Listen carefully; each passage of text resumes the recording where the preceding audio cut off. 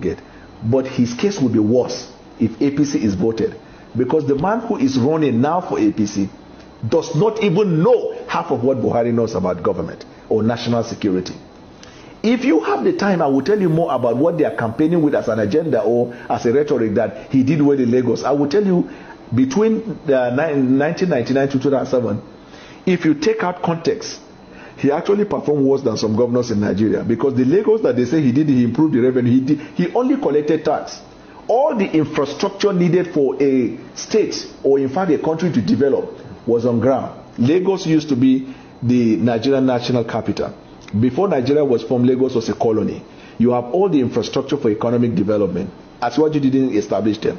There was seaport, there was airport, you have commercial activity, all the embassies are there, so transaction with foreign envoys is in Lagos, all the hotels are there, headquartered in Lagos, all the banks are headquartered in Lagos, all security apparatus, every facility and infrastructure for economic development was in Lagos. He didn't bring them. Asiwaju did not invite or introduce or brought to Lagos any serious foreign investor or domestic investor. And these revenues we are talking about that they claim he has generated, we are on. It's just that the government didn't have the infrastructure in collecting those. So what he did throughout this period was to collect tax. That's what they claim by revenue. And even then, the reason he did that was because the company that was collecting the tax, the company is allegedly traceable to him. So if you pick a man on the street and you tell him, I want you to collect tax in a given area, your percentage is 30%, he will be optimal. He will be highly effective. This is the summary. But let me tell you what he did in Lagos. One, he attempted to destroy democracy. He wanted to introduce what we call monarchical democracy. A democracy that is not reflected by the will and wishes of the people, but reflected by the choice of a man, and people should run around it. He introduced the concept in politics in Nigeria that we call take the queue, follow the queue. He was the only governor in Nigeria that during the period of 7 years he has had to impeach his deputy governors 3 times and change them. He's the only politician in Nigeria that nobody wins under his tutelage unless the person is chained or positioned by him. You don't win by the popularity that you carry or because you have idea, but whether he has approved you. That is one. Two, the House of Assembly in Lagos throughout his period never had the independence.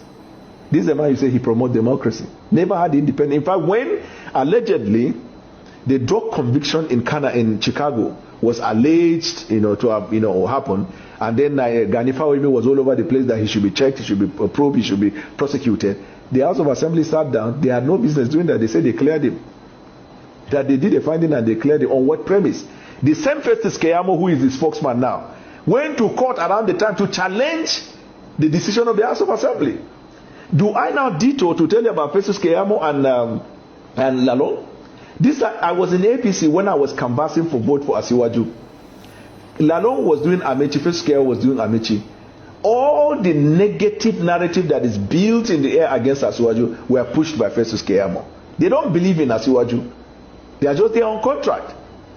Festus Keyamo was the one that peddled the idea that Asiwaju had Pakistan. Festus Keyamo was the one that peddled the idea that Asiwaju had baggages. The worst about Festus Keyamo was that he was even oscillating like a pendulum between the vice president and what do you call him, and Amechi. Suddenly, Festus Keyamo has come to talk about Asiwaju he didn't believe. The greatest mistake Asiwaju has made in constituting his campaign structure was to choose the people that did not and still don't believe in him. Take it or leave it. The man's prediction is coming to pass. Security, as we speak today, is nothing to write home about. Electricity, the same. Whatever he just said is nothing but the truth, but APC, who happens to be so smart, have given him that same employment to start rebranding that which he has spoiled before. And that is why sometimes Nigerian politicians can be so funny. Imagine him today is now looking like a moron, finding it difficult to defend that truth he has earlier said. I do tell some persons, anything you say is outside yes or no. Sometimes it's always lies. Anyway, whatever you think, drop it in the comment section, share and follow the page. Thank you as you do so.